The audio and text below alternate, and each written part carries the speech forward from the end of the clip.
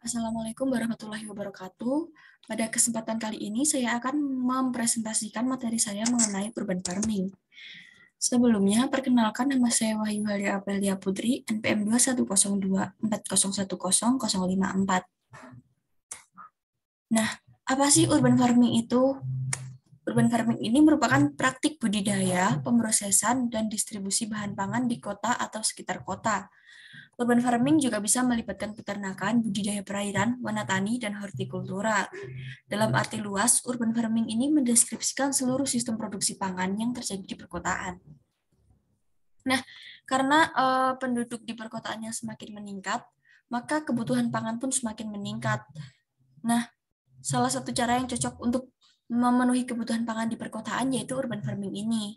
Karena lahan di kota yang sempit dan tidak terlalu subur, menyebabkan kita harus memodifikasi pertanian di perkotaan. Nah, salah satu caranya yaitu urban farming ini. Ada beberapa sistem yang bisa digunakan untuk urban farming ini. Yang pertama yaitu hidroponik. Pertanian hidroponik ini merupakan aktivitas pertanian yang dijalankan menggunakan air sebagai medium untuk menggantikan tanah. Secara harfiah, pertanian hidroponik ini bisa dibilang pertanian dalam air yang mengandung unsur hara. Nah, keuntungan yang didapatkan dari hidroponik ini yang pertama, penggunaan lahan lebih efisien. Yang kedua, tanaman dapat berproduksi tanpa tanah, sehingga tanaman yang dihasilkan ini tidak terkontaminasi oleh tanah. Yang ketiga, periode tanam lebih pendek, lalu penggunaan pupuk dan air yang lebih efisien. Hal ini dikarenakan pupuk dan air yang digunakan langsung menuju kepada akar tanaman, sehingga tidak menyerap ke tanah terlebih dahulu. Yang selanjutnya, pengendalian hama dan penyakit lebih mudah. Namun, pertanian hidroponik ini juga memiliki kekurangan. Salah satunya, membutuhkan modal yang lebih banyak dari pertanian konvensional. Yang kedua, membutuhkan pengetahuan yang lebih untuk merawat tanaman. Nah, karena apabila pertanian hidroponik ini diurus oleh petani yang tidak memiliki pengetahuan, maka tanaman hidroponik ini tidak bisa tumbuh secara maksimal. Yang selanjutnya yaitu sistem aquaponik. Aquaponik ini merupakan sistem produksi pangan, khususnya sayuran yang diintegrasikan dengan budidaya hewan air seperti ikan, udang, dan siput di dalam suatu lingkungan simbiosis. Secara umum, aquaponik ini merupakan sistem pertanian hidroponik yang digabungkan dengan perikanan. Cara sistem aquaponik ini bekerja cukup sederhana, yaitu air yang sudah terkontaminasi oleh kotoran ikan disalurkan kepada tanaman, sehingga tanaman bisa mendapatkan nutrisi dari kotoran ikan tersebut. Sebagai gantinya, air yang sudah ditambahkan oksigen oleh akar tanaman disalurkan kembali kepada ikan melalui air yang telah disaring oleh media tanam. Yang selanjutnya yaitu sistem pertanian vertikultur. Vertikultur ini merupakan sistem budidaya perairan yang dilakukan secara vertikal atau bertingkat, baik indoor maupun outdoor. Disusun secara vertikal itu menyebabkan kita bisa menghemat lahan pertanian dan produksi meningkat. Misalnya saja, kita hanya memiliki lahan pertanian yang hanya cukup digunakan oleh 5 tanaman untuk bercocok tanam. Nah, dengan vertikultur ini kita bisa menggunakannya hingga 20 tanaman. Selain itu, vertikultur ini bisa menghambat pertumbuhan gulma, karena dengan vertikultur, lahan yang digunakan untuk gulma bertumbuh itu tidak ada.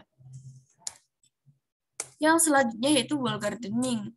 Wall gardening ini merupakan pemanfaatan dinding sebagai lahan untuk bertanam. Wall gardening ini termasuk bertanam secara vertikultur. Bedanya hanya menggunakan dinding sebagai media untuk bertanamnya. Selanjutnya, karakteristik dari urban farming. Yang pertama yaitu tenaga kerja merupakan penduduk kota.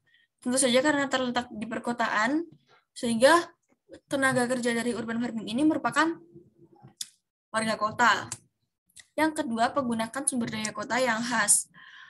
Contoh dari penggunaan sumber daya yang khas ini yaitu sampah organik sebagai kompos dan air limbah rumah tangga sebagai irigasinya. Yang ketiga yaitu produk segar sebagai gaya hidup baru di perkotaan. Yang keempat, persaingan penggunaan lahan. Yang kelima, dipengaruhi oleh kebijakan perencanaan dan pengembangan kota.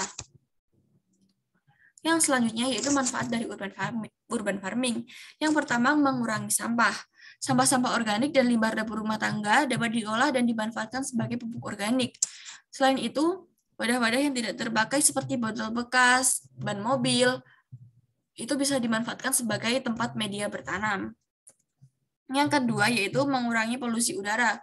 Nah, karbon dioksida yang dihasilkan oleh aktivitas di perkotaan bisa diserap oleh tanaman dari urban farming ini dan dihasilkan kembali menjadi oksigen, sehingga polusi udara di perkotaan berkurang.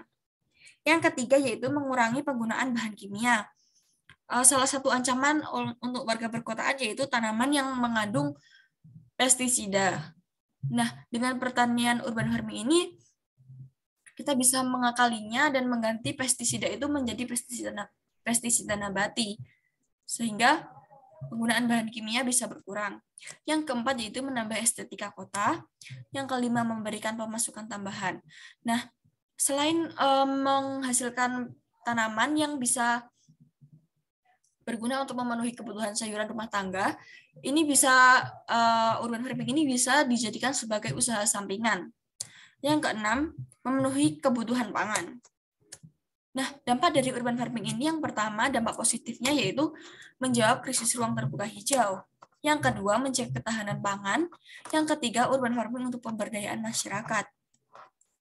Nah, dampak negatif yang dihasilkan dari urban farming ini yaitu kesalahan pada praktik urban farming dapat menyebabkan meningkatnya polusi suara dan udara, serta pemborosan energi terutama air. Tapi apabila dijalankan dengan benar, urban farming ini dapat mengurangi polusi suara. Karena apa? Tanaman yang dihasilkan oleh urban farming ini bisa menyerap gelombang suara yang dihasilkan, sehingga polusi suara bisa berkurang. Nah, berikut ini daftar pustaka yang saya gunakan untuk PPT kali ini. Nah, sekian yang bisa saya sampaikan pada pertemuan kali ini. Apabila ada kurang lebihnya, saya mohon maaf. Wassalamualaikum warahmatullahi wabarakatuh.